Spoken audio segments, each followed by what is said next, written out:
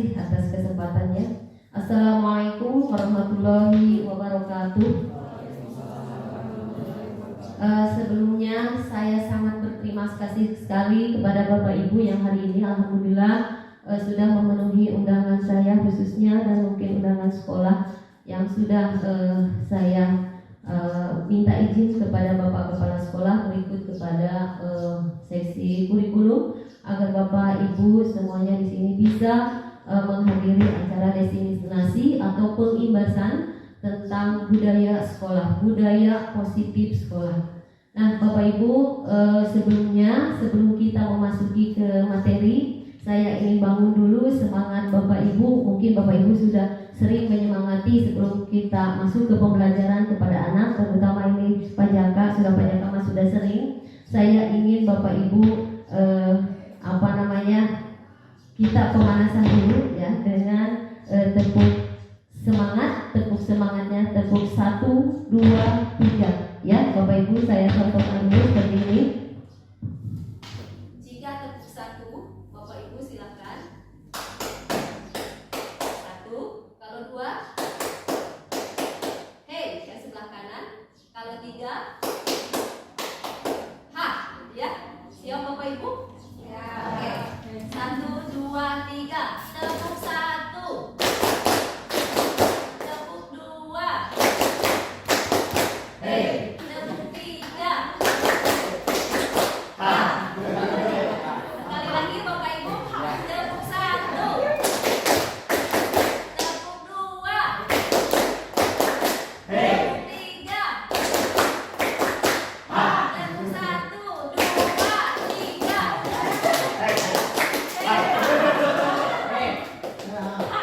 Terima kasih ya Bapak Ibu. Alhamdulillah semangat kita sudah terbangun. Ini hanya sedikit saya memotivasi. Baiklah, saya akan sampaikan di sini. Saya sebagai calon guru penggerak akan menyampaikan diseminasi tentang pengimbasan, pemahaman dan pengalaman penerapan budaya positif khususnya di kita di SMP 1 Ligong. Alhamdulillah saya mengambil foto-foto ini yang di-share oleh Bapak Ibu. Terima kasih atas foto-fotonya, gitu ya. Apa itu budaya positif? Tapi sebelum kita ke ke materi, saya ingin membangun dulu kesepakatan kelas kita hari ini, ya. Silakan Bapak Ibu bisa nanti di dalam kelas praktekkan sebelum kita mengajar. Kita ambil dulu kesepakatan kelas untuk hari ini. Yang pertama, ini dari saya dulu, kita insya Allah mengikuti diseminasi sampai tuntas. Mungkin ada dari Bapak Ibu yang ada peraturan lain atau mungkin selama diseminasi ini keinginan Bapak Ibu. Yang kedua apa? Kita sepakati aja sekarang. Yang kedua istirahat. Yang mudah-mudahan kita sampai jam istirahat ya Pak. Tadi saya menjadwalkan 8.30, alhamdulillah terlaksananya jam 9.30. Jadi insya Allah mungkin sampai jam 10.30. Jadi kita insya Allah keluar tepat waktu ya Pak. Kesepakatan kedua yaitu kita selesai tepat waktu. Kesepakatan yang ketiga sudah dirasa cukup mungkin ya. Jadi kita 1 jam ke depan insya Allah akan bersama gitu ya, mempelajari di sini tentang budaya positif sekolah. Tujuannya di sini saya bisa menyampaikan pembelajaran dan penerapan konsep inti dari modul budaya positif ini, ya, serta pemahaman tentang konsep-konsep inti apa saja yang ada dalam modul budaya positif. Nah, sebelumnya saya ada pertanyaan kepada Bapak Ibu. Di dalam mengembangkan budaya positif sini, apa itu budaya positif? Banyak hal yang Bapak Ibu sudah lakukan. Pak Asep misalnya datang paling pagi, melaksanakan embun pagi. Kemudian banyak lagi Pak Jaka misalnya yang selalu ke anak mengingatkan tentang kerapihan pakaian, mengingatkan ke anak tentang membuang sampah jangan di mana-mana, tetapi harus ada di tempat khusus. Nah, itu adalah budaya positif, gitu ya, salah satunya. Pertanyaannya yang akan saya ajukan kepada Bapak Ibu, apakah Bapak Ibu setuju? Yang pertama, ada hukuman itu dapat mendisiplinkan anak. hukuman itu dapat mendisiplinkan anak. Setuju tidak Bapak Ibu? Bisa tergantung anaknya. Ayah Ya. si anak kan diberi hukuman nurut, ayah diberi hukuman kalah tengah hajakeun gitu. Ya. Jadi bagus ya. Jadi gimana tergantung pada anaknya, tergantung pada anaknya.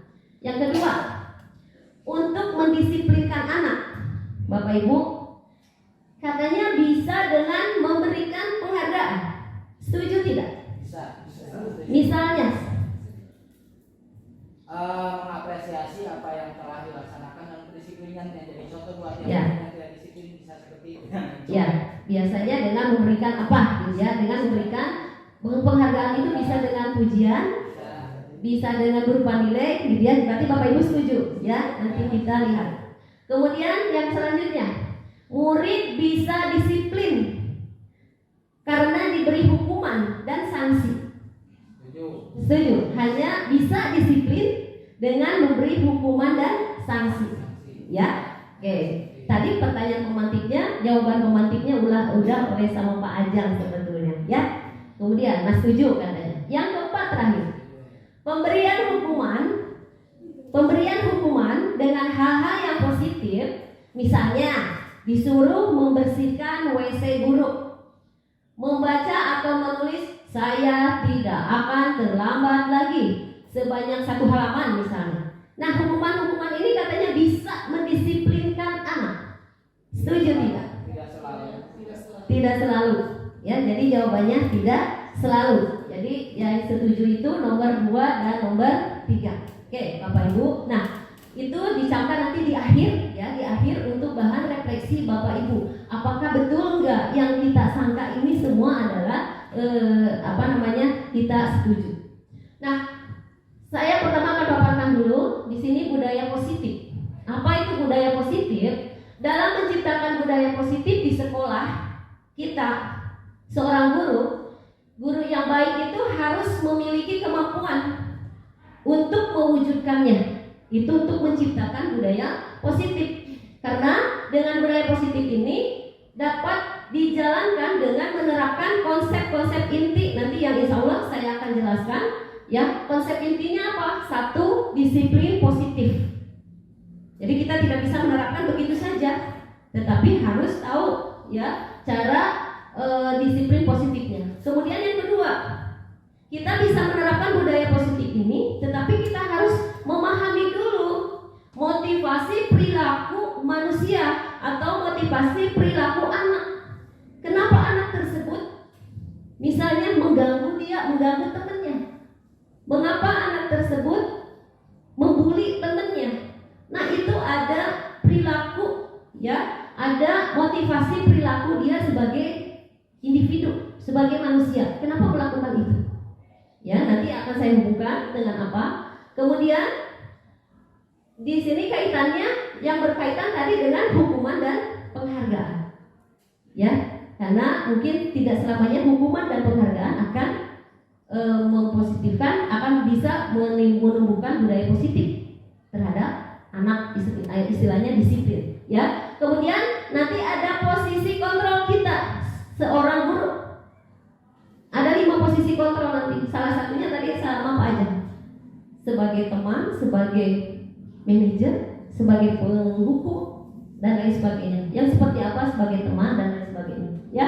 Nah, yang terakhirnya adalah ini kita lakukan awalnya nanti untuk membuat budaya positif disiplin ini dengan membuat keyakinan kelas yang nantinya akan menjadi keyakinan sekolah yang akan kita laksanakan oleh seluruh stakeholder sekolah. Bukan hanya oleh anak, kita bukan hanya mendisiplinkan anak, tetapi harus bisa mendisiplinkan diri sendiri. Baru anak akan mencontoh.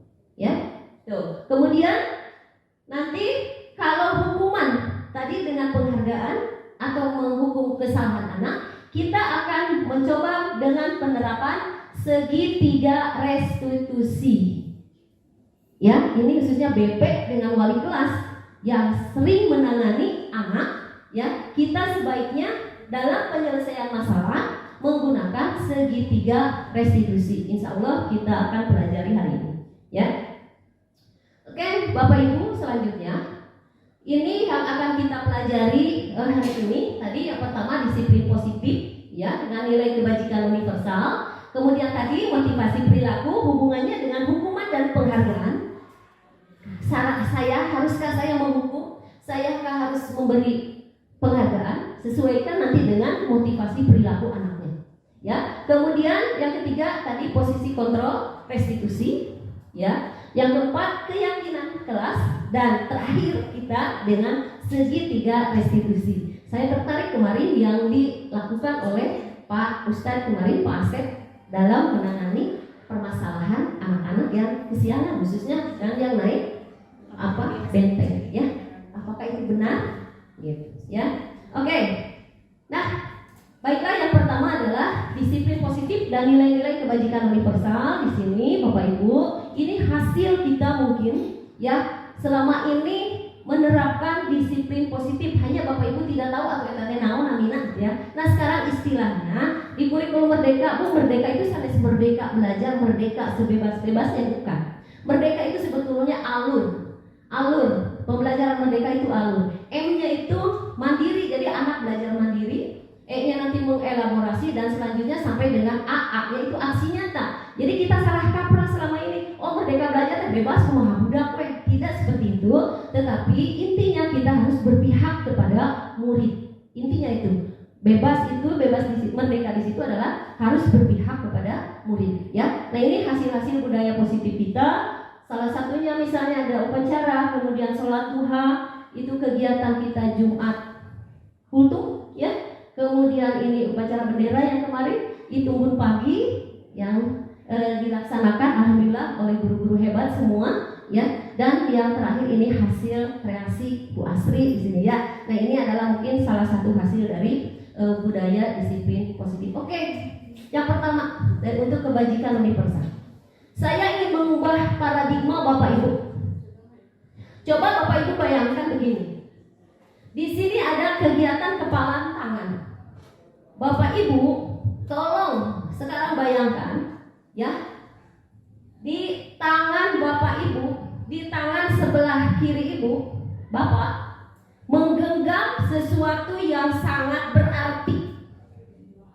Bayangkan sama Ibu, sok Bu, genggam di sini. Bayangkan di sini badai emas berlian, badai SK P3K, badai SK PNS. Bayangkan Bapak Ibu. Sok, aina pajaka sareng Pak Dede. Pajaka sok cobi ka Pak Dede. Sini pajaka punten ka Dede Payu. Sareng pramuka, sareng Pak Desmond. Pak Dede punten bersama kita praktekkan. Pajaka, bayangkan di tangan Pajaka di sini ada, di tangan kiri Pajaka ada sesuatu yang sangat berharga. Nah, silakan sekarang Pak Deki, silakan Bapak rayu kepada Pajaka untuk bisa tidak membukanya atau bisa tidak tahu apa sih. Silakan Bapak rayu. Silakan Pajaka. Pajaka. Saya mau tahu apa sih yang ada di genggaman Pajaka? Berarti Pajaka tidak punya yang sesuatu yang berarti. Sekarang bayangkan Pajaka punya sesuatu yang berarti di sini. Punya sesuatu yang berarti di sini. Atau mungkin saya bisa tuliskan sesuatunya di sini. Ya. Kemudian sama Pak Desmond ini tadi minta entah apa, ya. Ini sesuatu yang Bapak yang mungkin silakan suruh dibuka. Silakan Pak. Boleh Pak tahu dibuka? Boleh tahu dibuka apa? Yang ada di genggaman Pajaka? Silakan. Atau ditaruh sama saya sekalian? Please Pak.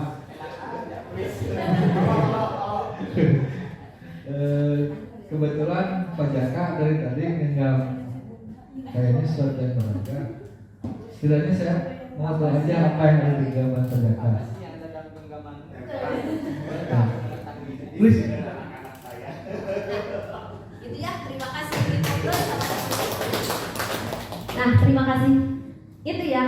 Nah, itu paradigma kita. Kita bayangkan tadi Pak Jaka memegang di tangannya itu sudah Pak Deki rayu, awalnya tidak diberitahu. Kemudian mungkin kalau ini yang dilakukan anak nih, yang dilakukan anak.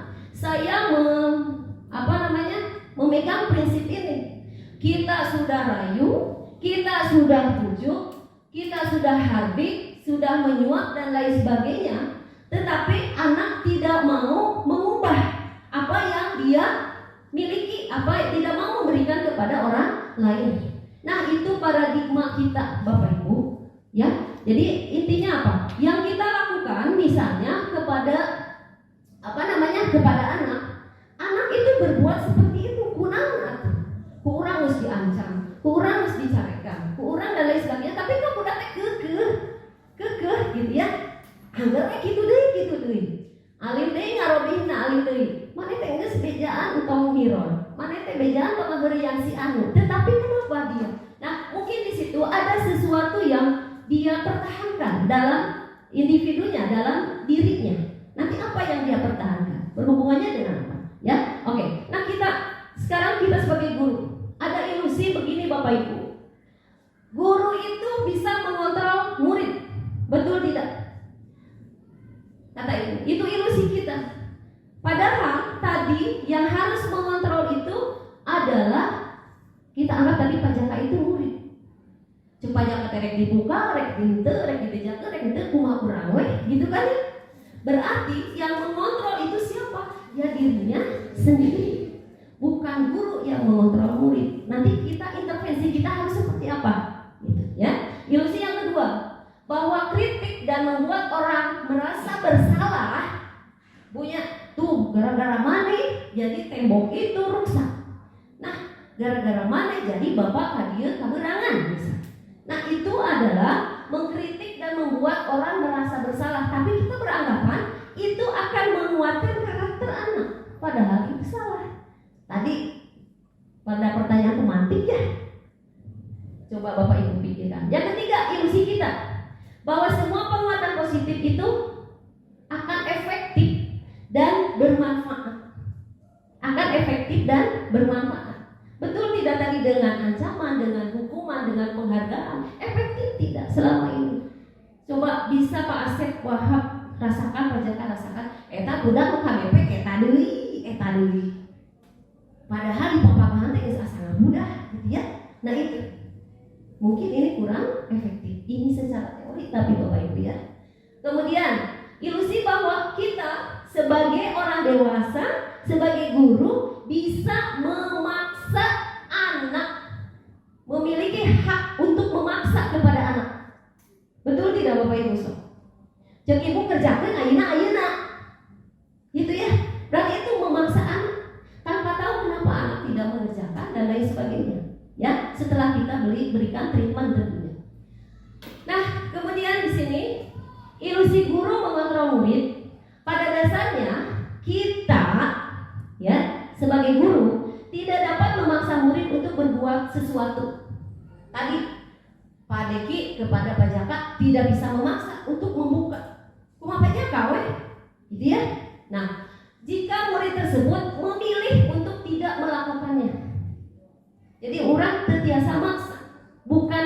Mungkin bahasanya bukan dengan memaksa, tetapi kita harus tadi memberi keyakinan. Dengan memberi keyakinan, bukan dengan memaksa, ya. Walaupun tampaknya guru sedang niat kurang benar, Bapak Ibu, yaitu mengontrol perilaku murid.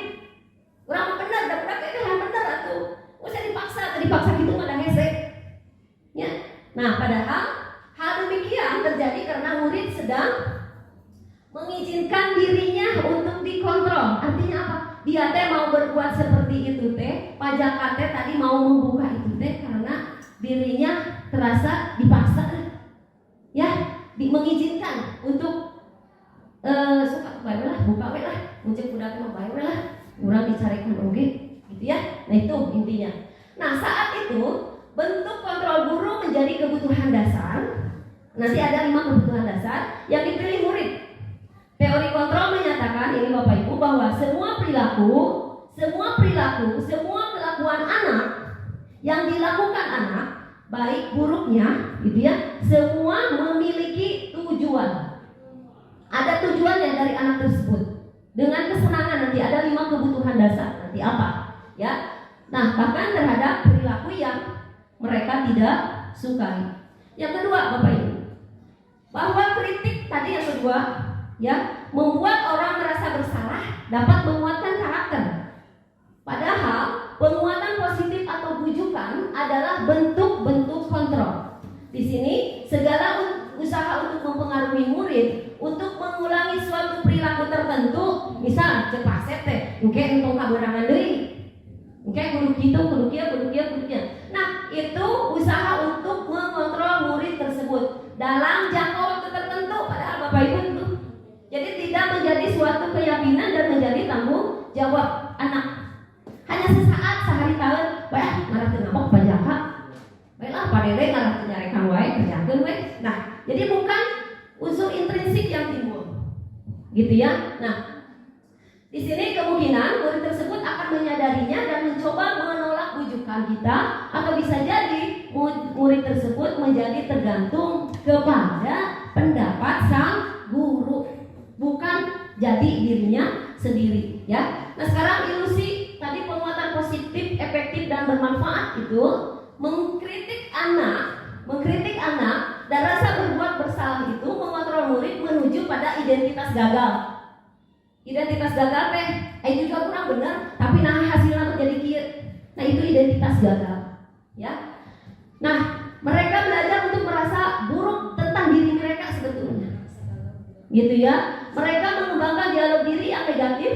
Kadangkala sulit bagi kita untuk mengidentifikasi mereka ini melakukan perilaku ini, karena seringkali guru cukup menggunakan suara halus atau menyampaikan pesan secara negatif, ya. Kemudian ilusi bahwa orang dewasa memiliki hak untuk memaksa. Banyak kita guru memaksa, ya, percaya bahwa dengan memiliki tanggung jawab untuk membuat murid berbuat hal tertentu. Orang gak tanggung jawab, ya muridnya benar-benar, gitu ya. Jadi itu memaksa. Nah, apapun yang dilakukan dapat diterima selama ada sebuah kemajuan. Berarti itu adalah sebuah pengukuran kinerja. Pak Sep, orang sebenarnya udah tuh swager ya, gitu ya. Nah itu. Nah, pada saat itu kita akan menyadari bahwa perilaku memaksa ternyata tidak akan efektif. Makanya deui, gitu ya. Nah, perubahan ini tadi, perubahan paradigma ini, ya, dalam respon teori kontrol atau teori pilihan, siapa sesungguhnya yang memiliki kontrol? Misalnya, stimulus responnya kita mencoba mengubah orang. Nah, seharusnya bukan mengubah orang. Ya, tadi kan Pak Deki mau memaksa mengubah ini, padahal yang punya kontrol adalah pajaka sendiri. Gitu ya, seharusnya kita berusaha memahami pandangan. Kenapa pajaka tidak mau berubah? Kenapa anak ini berbuat begitu? Kunaon atuh kaberangan? Jadi kita harus lihat dari pandangan orang. Kemudian berpandangan sama dengan kita. Kita mau memaksa orang lain, murid sarua jeung urang ya kudu kieu. Padahal sebaiknya ini dunia, ya, mempunyai karakter yang berbeda. Kemudian perilaku buruk dilihat sebagai suatu kesalahan, Bapak Ibu. Perilaku buruk anak itu kesalahan. Padahal secara teori kontrol adalah semua perilaku memiliki tujuan. Ada tujuannya anak berbuat seperti itu.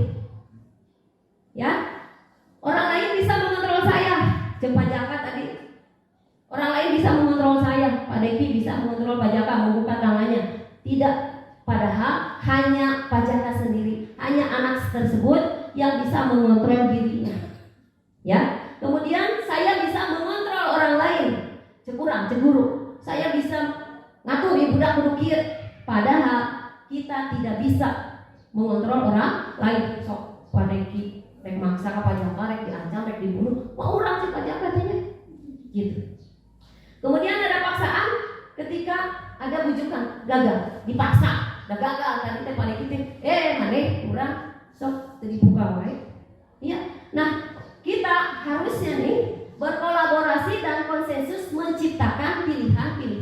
baru nanti Bapak Ibu dengan segitiga restitusi. Terakhirnya model berpikir menang atau kalah. Urang lamun geus diguguk urang asa menang, betul teu? Ya, padahal model berpikirnya harusnya menang. Saya menang, anak pun menang. Gitu ya.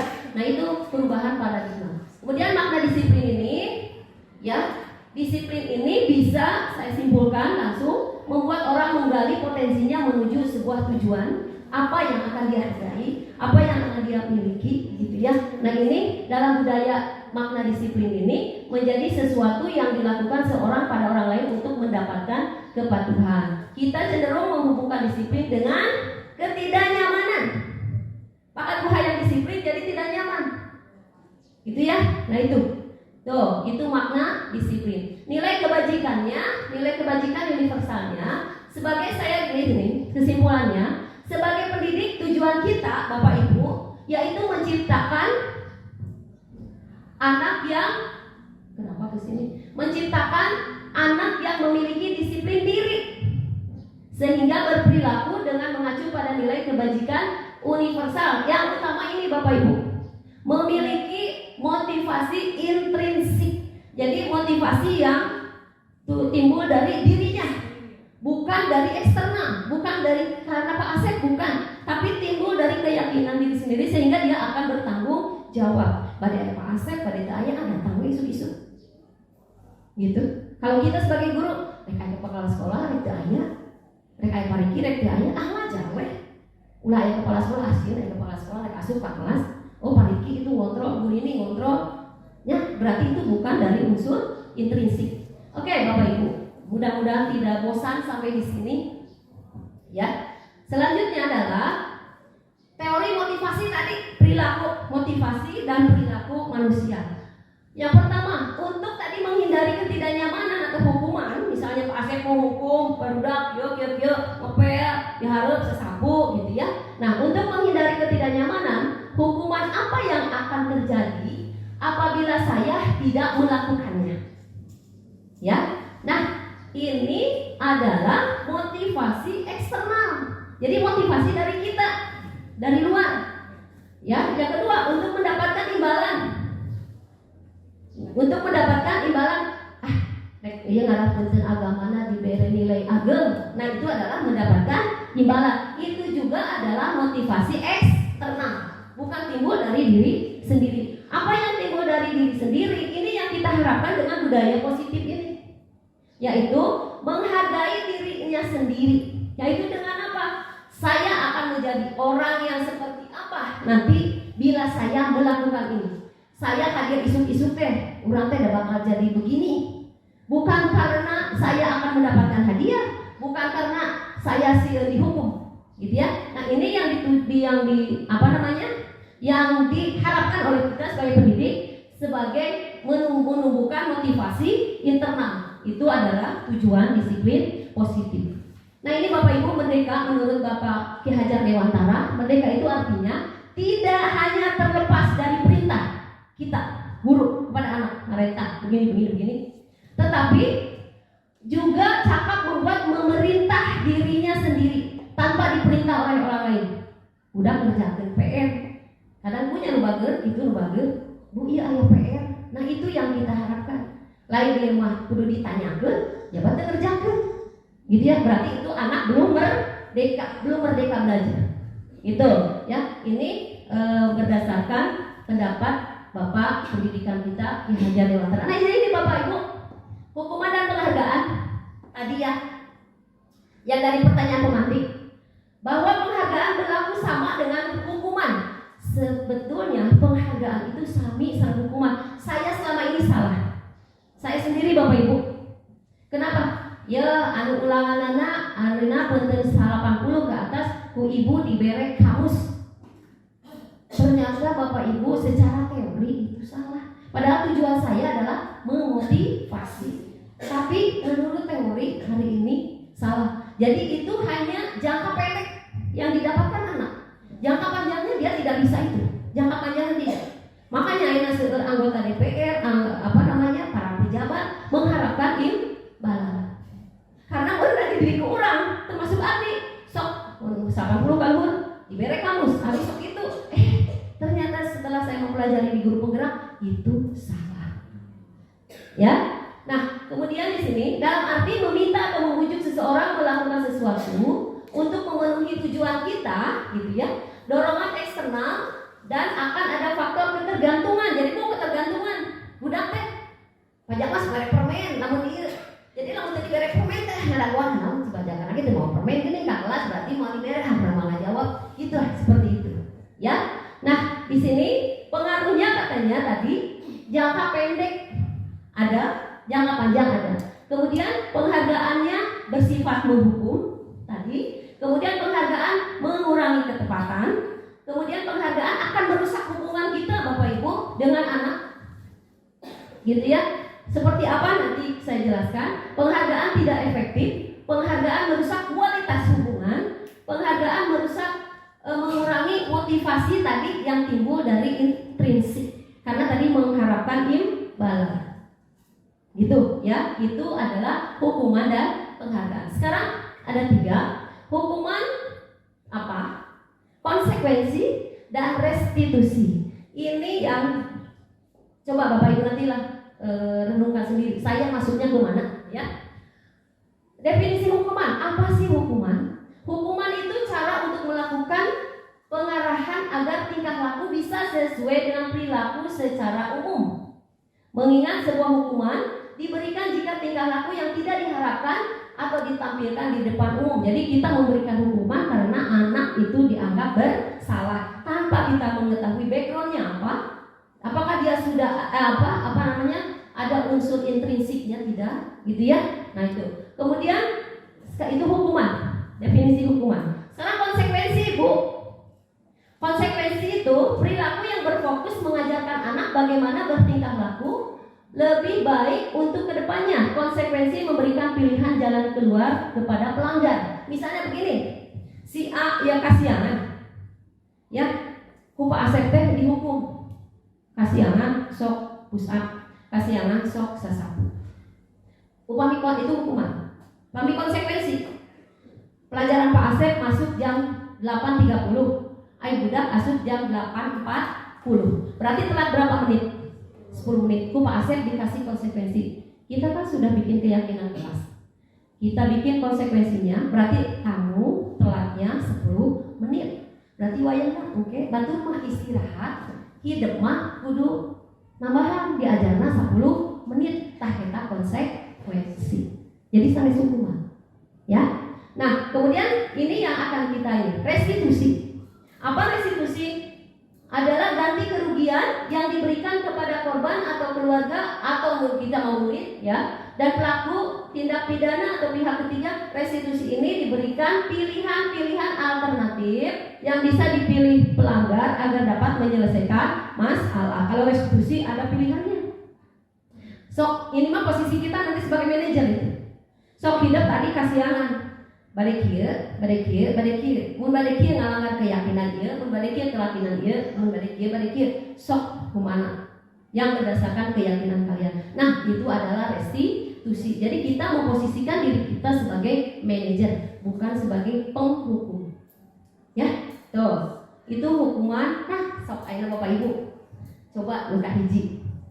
Mencatat 100 kali di dalam buku kalimat saya tidak akan terlambat lagi karena terlambat ke sekolah. Menulis eta hukuman atau napi konsekuensi. Hukuman. Lari mengelilingi lapangan basket 2 kali karena terlambat hadir sekolah. Hukuman. Membersihkan tumpahan air di meja tulis karena tersenggol pada saat belajar. Konsekuensi atau hukuman?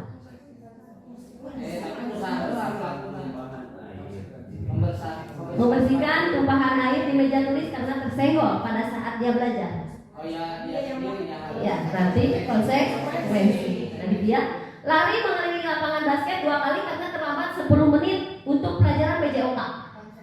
Nah, itu konsekuensi. Alhamdulillah. Bapak Ibu sekarang sudah tahu apakah kita harus menghukum atau kita memberikan konsekuensi atau bahkan kita nanti dengan restitusi. Ya, oke, bagus Bapak Ibu. Nah, ini restitusi yang kita harapkan, ya. Restitusi itu bukan untuk menebus kesalahan, bukan, Ya, namun untuk belajar dari kesalahan. Saya tidak akan berbuat seperti itu, gitu ya. Nah, kedua, akan memperbaiki hubungan kita dengan anak. Jadi lebih tanggung jawab lah anak ya. Kemudian restitusi itu sifatnya tawaran. Kita menawarkan, bukan paksaan. Ya, kemudian restitusi menuntut anak melihat ke dalam dirinya sendiri. Jadi dia akan bertanggung jawab kepada dirinya sendiri, bukan karena Pak Asep, bukan karena Pak Jaka. Saya melakukan ini, tapi karena tanggung jawab diri saya sendiri. Kemudian restitusi ini mencari tadi kebutuhan dasar. Nanti di akhir ada 5 kebutuhan dasar yang anak atau kita bahkan ya perlukan. Kemudian restitusi ini adalah cara yang paling baik tadi Bapak Ibu, dan fokus pada karakter. Ingat, fokusnya kepada karakter anak, bukan tindakan. Kemudian fokus pada solusi, bukan memberikan masalah lagi kepada anak. Fokus kita pada solusi dan mengembalikan murid yang berbuat salah pada kelompoknya, maksudnya kepada dia akan kembali kepada dirinya sendiri. Nah, sekarang Bapak Ibu, keyakinan kelas untuk membuat disiplin, budaya positif disiplin ini, kita Bapak Ibu nanti mohon maaf jika dituntut untuk membuat keyakinan kelas. Mungkin waktu pajak pernah ya, tetapi Bapak Ibu kurang mengerti. Saya lihat Bapak Ibu kurang mengerti. Apa itu keyakinan kelas ya? Bu, sebelumnya saya mau tanyakan sama Bapak Ibu. Kenapa tidak peraturan? Kenapa harus keyakinan? Tadi peraturan sifatnya memaksa.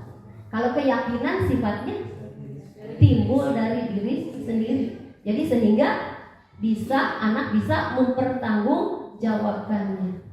Itu bedanya ya. Secara teori Bapak Ibu, lah sih cuma teori iya, ya, tapi kita berusaha.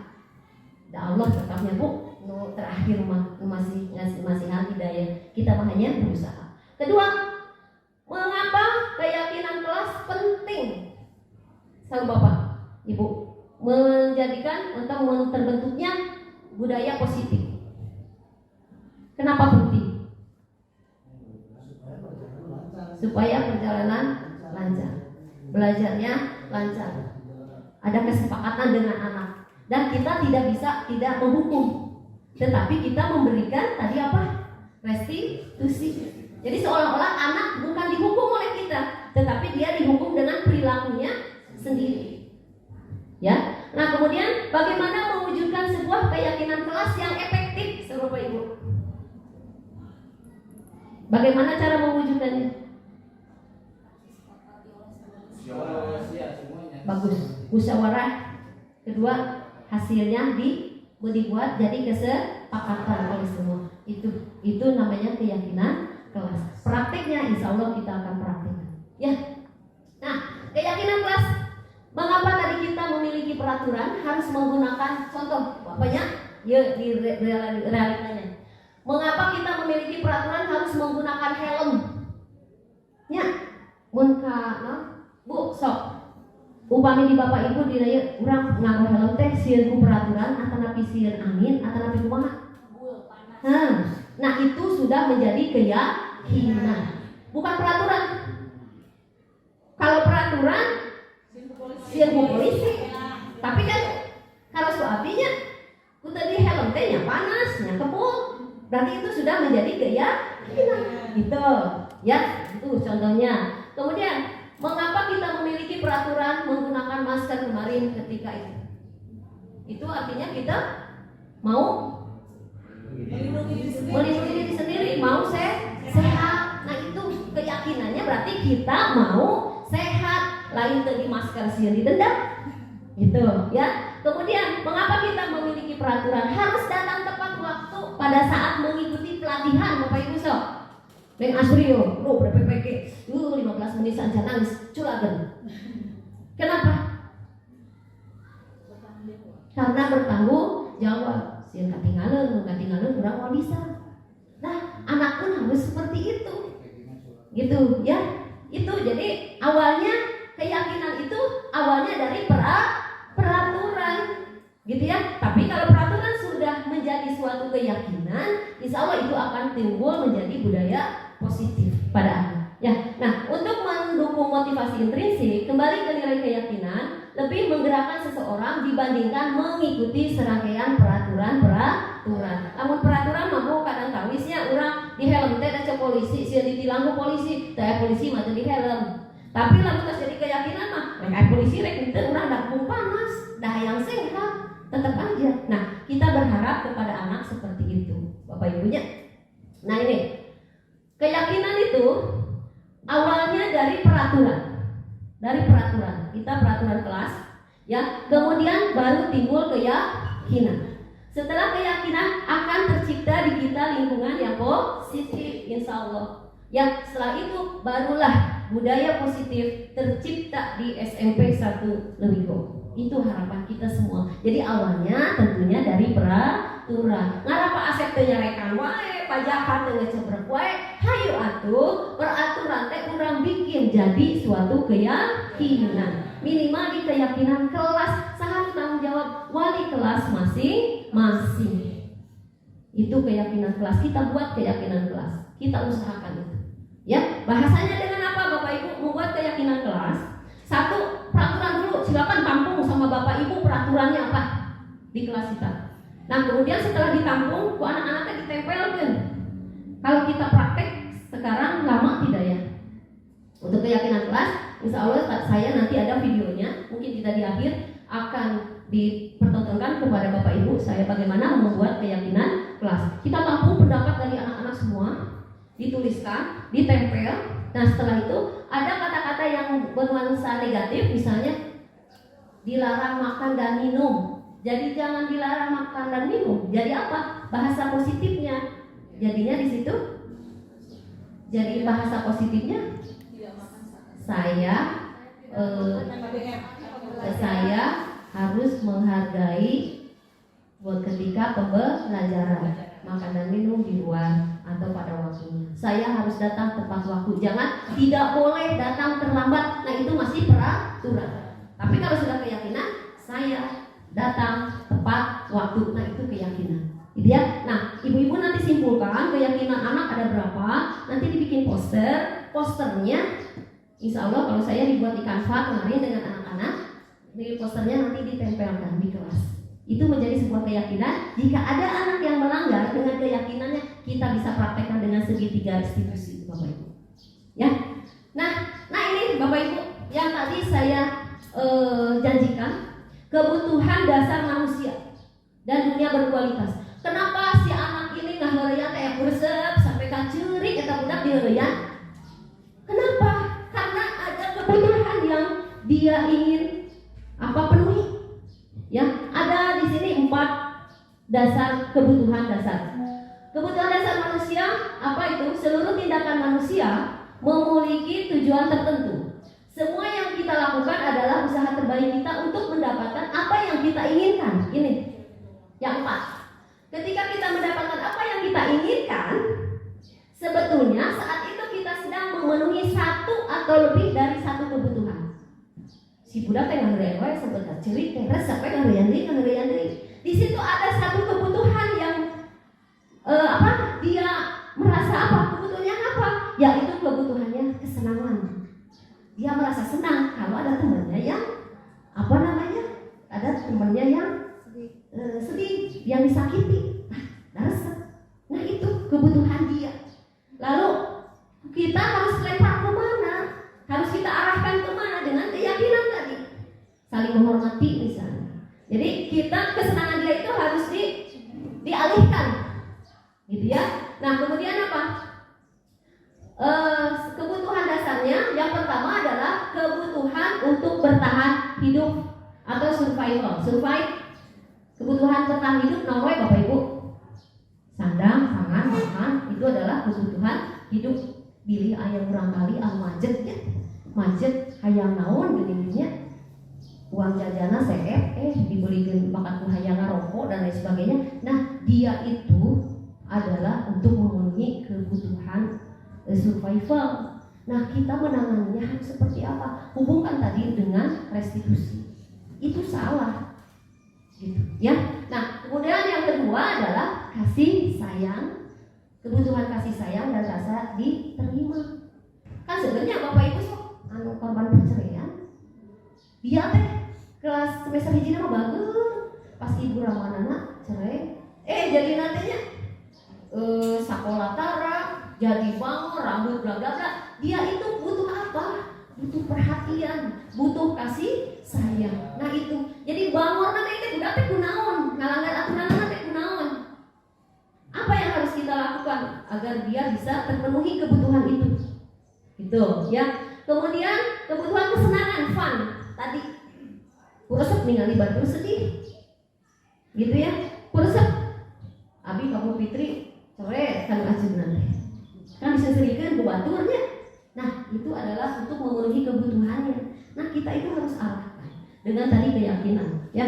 Kemudian ketika seorang murid melakukan power. Yang keempat adalah penguasaan. Kebutuhan kekuasaan. Ya, kuasa ya, beda saya rek diku kumaha oge. Nah, itu adalah kebutuhan penguasaan. Ya.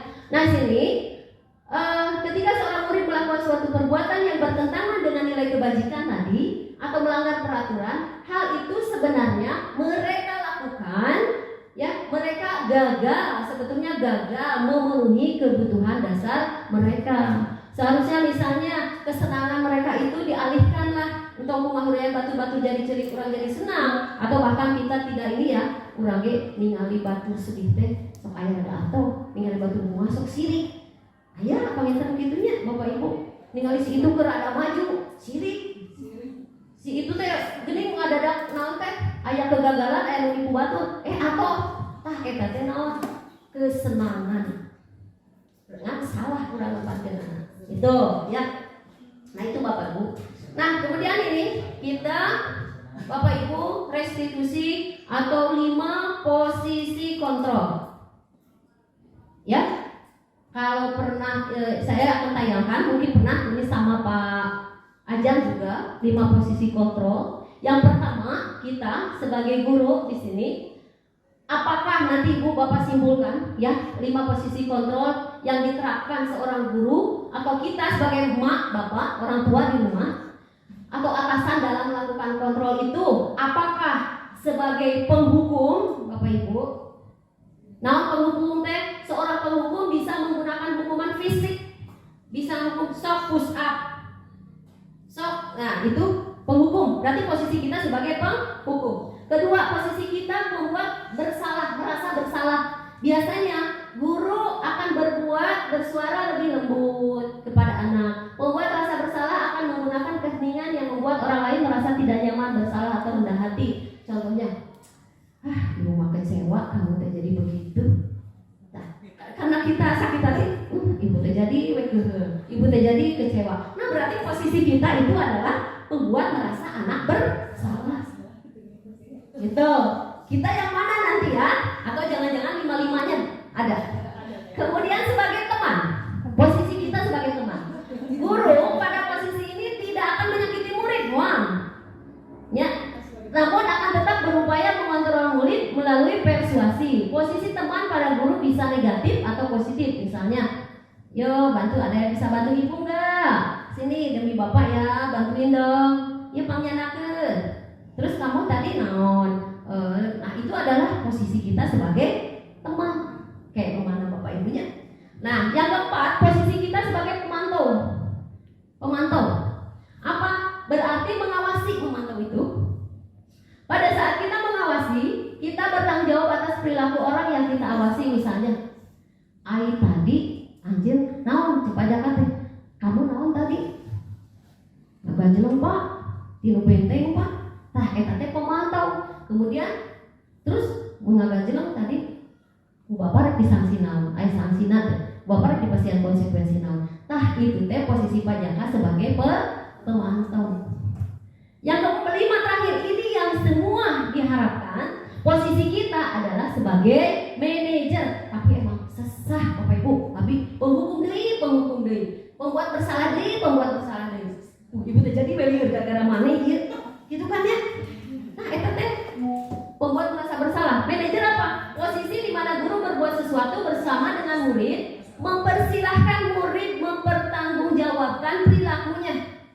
Dia harus tadi mana ngagajel kanu itu berarti kunaon keyakinan mana harus dilanggar, berarti kudu kumaha, kudu tanggung jawab ya, menemukan solusi agar permasalahannya terhadap permasalahannya. Misalnya ini kembali ke keyakinan, membuat tadi keyakinan mana yang sudah dilanggar. Nah Bapak Ibu, sekarang ini ada 5 posisi kontrol yang akan mungkin oleh Pak Ajang pernah dulu ya, video 5 posisi kontrol. Nah Ibu yang saya di sini sebagai pembina OSIS, jadi selalu berkaitan dengan masalah-masalah yang dialami oleh siswa. Nah, dan ternyata apa yang disampaikan atau apa yang dilakukan oleh saya selama ini ternyata itu merupakan suatu kesalahan ya.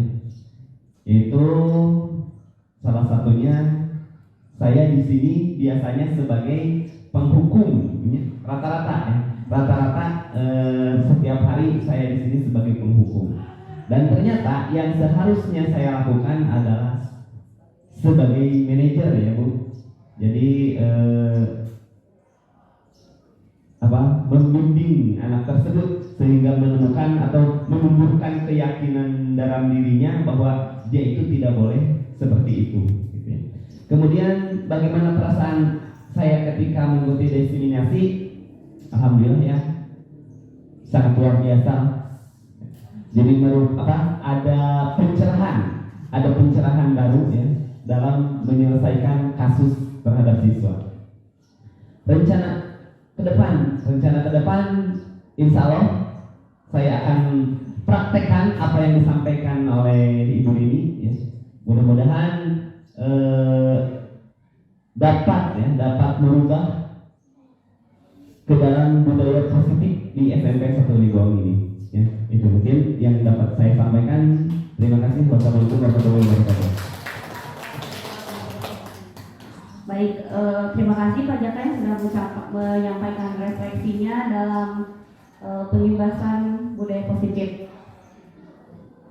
Mungkin saya juga ingin menyampaikan refleksi dari pengimbasan kali ini.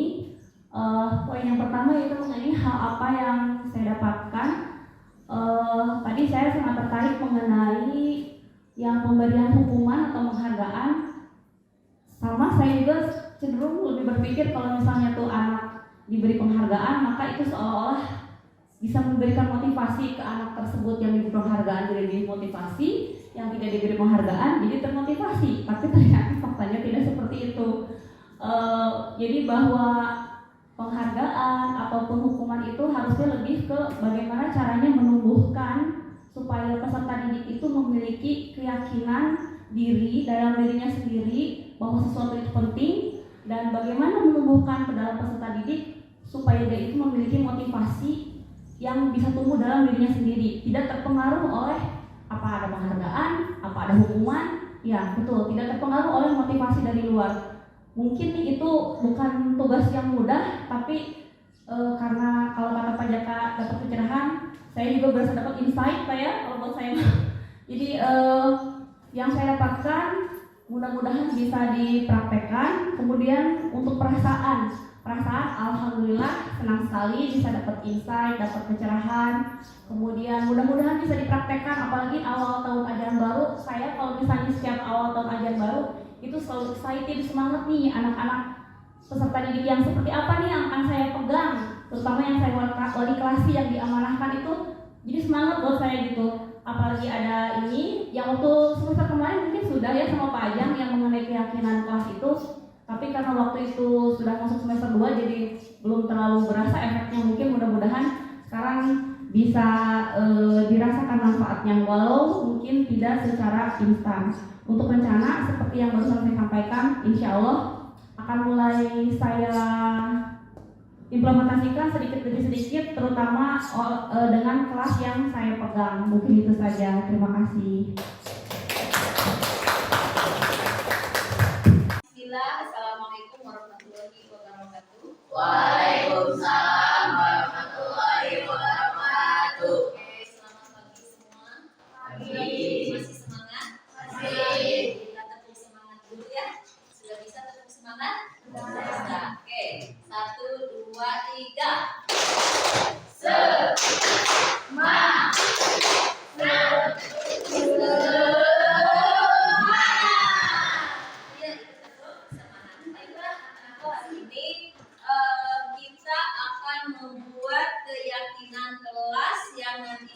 menjadi kesepakatan kelas yang akan kita sepakati selama pembelajaran ya. Apa itu keyakinan kelas? Keyakinan kelas itu berasal dari tadinya peraturan sekolah ya. Tetapi kita di sini akan dibuat menjadi budaya positif dengan kalimat-kalimat positif yang nantinya insya Allah itu sudah menjadi keyakinan kelas, sudah menjadi kesepakatan kelas. Kalian akan melakukannya dengan senang hati. Kalian akan bertanggung jawab sendiri tanpa diperintah oleh orang lain. Ada beberapa nanti termin yang akan kita lakukan di sini untuk membuat keyakinan kelas. Ya, pertama, silakan ibu nanti akan bagikan sticky note warna kuning muda. Kalian silakan menuliskan peraturan, ya, boleh peraturan kelas atau keyakinan kelas. Keyakinan kelas itu nanti bernuansa positif. Misalnya begini, kita setiap hari tidak boleh menggunakan sepatu ke kelas misalnya. Nah, itu adalah peraturan. Kalian buat menjadi suatu keyakinan kelas, yaitu dengan menggunakan kalimat positif. Misalnya, sepatu kita simpan di luar biar kelasnya selalu bersih. Nah, itu adalah kalimat positif ya, agar kebersihannya selalu terjaga. Nah, silakan kalian ini ibu akan bagikan, kalian tuliskan satu keyakinan yang kalian nanti nih saya harus lakukan dengan tanggung jawab saya sendiri tanpa diperintah oleh orang lain, tanpa takut karena melaksanakannya takut dengan orang lain. Ya, silakan ibu akan bagikan. Waalaikumsalam. Silakan kalian tulis, ya. Ada yang mau bantu ibu? Silakan kalian tulis, membuat satu.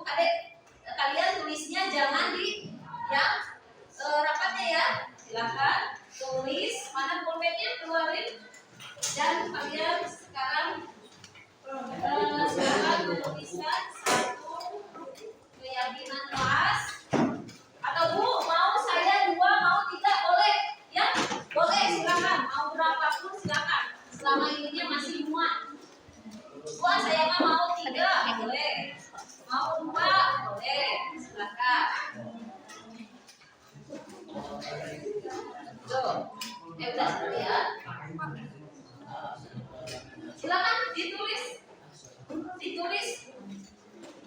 Kayak ini loh, kalian sendiri aja. Misalnya tidak boleh jajan ketika ada pelajaran, atau meminta izin kalau mau keluar. Silakan. Yang penting ini adalah keyakinan kelas yang kalian yakini ya.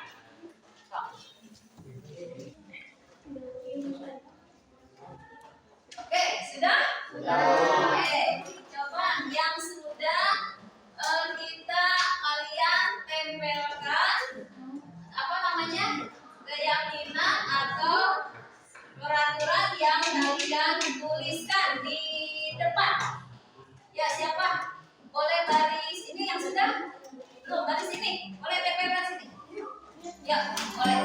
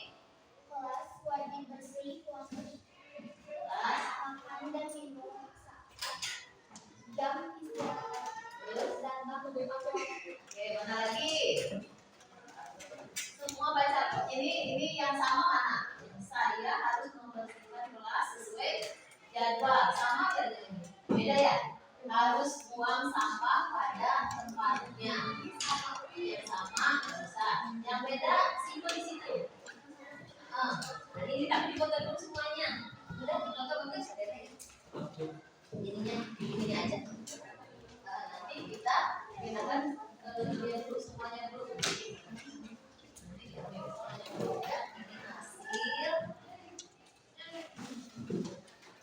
Oke. Terus yuk pindahkan sekarang yang kita rampung hasilnya di sana. Yang sama nggak usah, yang itu pindahkan di sana. Mau yang kalimat positif, mau yang negatif. Berpangkat harus rapi. Nih, pindah tuh. Satu. Nih, dua. Tapi ada tidak boleh membuang sampah di bawah meja sama dengan tidak boleh masuk terlambat. Ada nggak berarti harus tepat waktu. Tidak boleh masuk kelas. Terus lagi kita harus berkata dulu. Kita harus diam saat ada yang bagus. Tidak boleh makan di kelas. Kita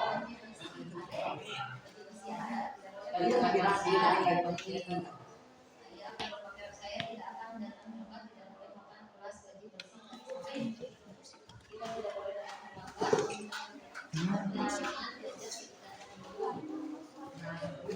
Lagi kita harus menghargai sama-sama lagi.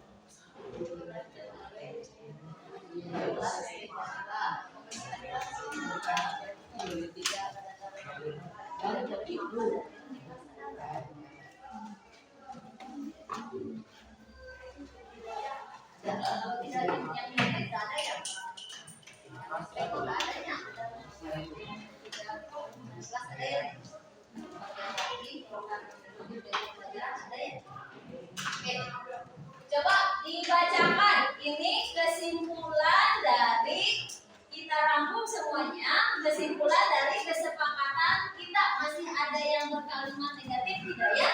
Nanti kita masukkan ke kalimat positif. Coba nih bacakan. Satu, harus mengerjakan tugas dengan tepat waktu. Harus mengerjakan tugas tepat waktu. Nah ini yang kalian buat ya. Kedua, kelas wajib bersih, wangi, makan dan minum saat jam istirahat.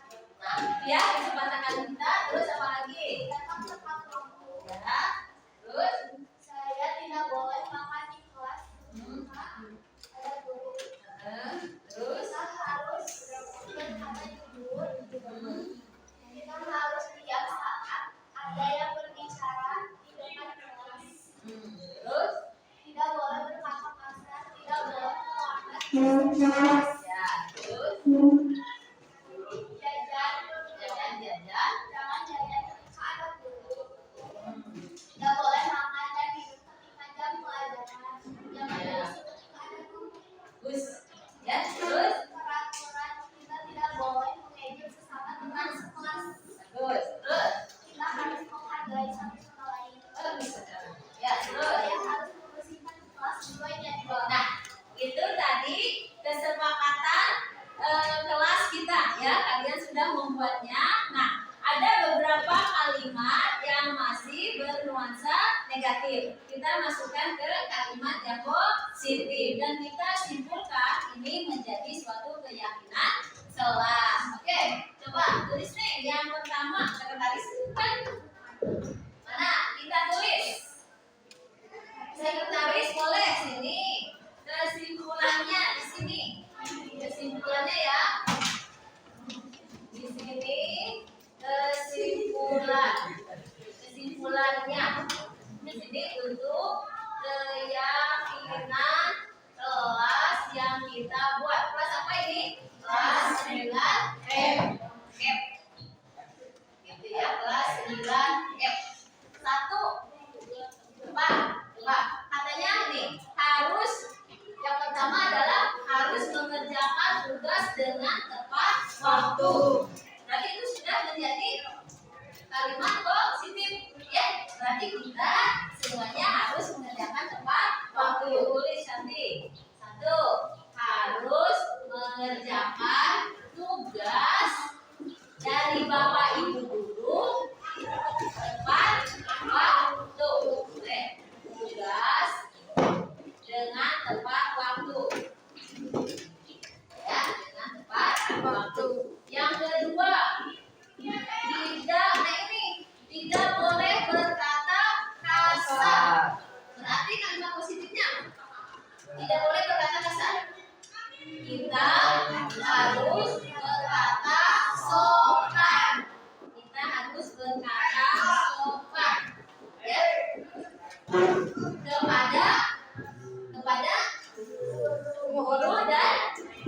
teman. Ya, kepada guru dan teman. Kepada guru dan teman. Apalagi tidak boleh terlambat masuk kelas. Berarti harus datang sebelum bel masuk gitu ya. Jangan sebelum bel pulang ya. Berarti kita harus datang sebelum bel masuk. Kemudian apalagi? Kelas wajib bersih, wangi. Terus kita simpulkan, makan dan minum saat jam istirahat. Datang tepat waktunya sudah. Berarti kita harus menjaga kebersihan kelas. Nah, ya, kita harus kita sekalian simpulkan sama-sama. Kita harus menjaga kebersihan kelas. Menjaga kebersihan kelas. Kemudian di sini nomor 4-nya boleh. Di sini nomor 4-nya boleh. Nomor 5 berarti ya. Kelasnya katanya harus wangi. Jadi gimana kalimatnya? Kelas harus rapi dan wangi. Berarti kita sudah ada bumi. Ya. Ya, jadi kelas harus rapi dan wangi. Apalagi? Nah, ini bagus nih. Kita harus diam saat ada yang berbicara di depan kelas. Berarti apa? Kita harus menghormati teman yang sedang presentasi misalnya ya, yang sedang presentasi atau berbicara di depan kelas. Gitu ya, Dek. Kita harus menghormati teman atau guru yang sedang berbicara di depan kelas. Apalagi ini bagus nih, kita harus berkata jujur. Berarti itu mas sudah ya, sudah kalimat positif. Nomor 7, kita harus berkata jujur. Kita harus berkata jujur. Ini gua mau dulu kan soalnya. Kalian akan bikin poster. Apalagi baca nih, jangan jajan ketika ada guru. Berarti apa? Kita harus minta izin ya. Kita harus minta izin kalau mau jajan, ada kepentingan. Kita harus minta izin kalau ada kepentingan. Kemudian bagus nih, kita tidak boleh mengejek sesama teman sekelas. Berarti keyakinannya bagus. Kita harus menghargai satu sama lain. Bagus nih. Kita harus menghargai satu sama lain. Satu lagi, saya harus membersihkan kelas sesuai jadwal. Berarti udah bagus ya. Saya harus membersihkan kelas sesuai dengan jadwal yang disepakati. Membersihkan kelas sesuai dengan jadwal yang telah disepakati. Oke, mana KM-nya? Bacakan sini kesimpulannya. Bacakan cantik. Ini udah dibuat. Yuk, kesimpulannya. Saya akan simpulkan. Yuk, silakan.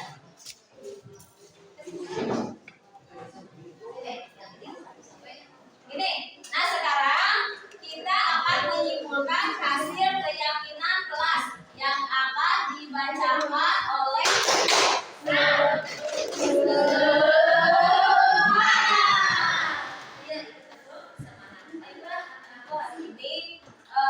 kita akan membuat keyakinan kelas yang nantinya menjadi kesepakatan kelas yang akan kita sepakati selama pembelajaran ya. Apa itu keyakinan kelas?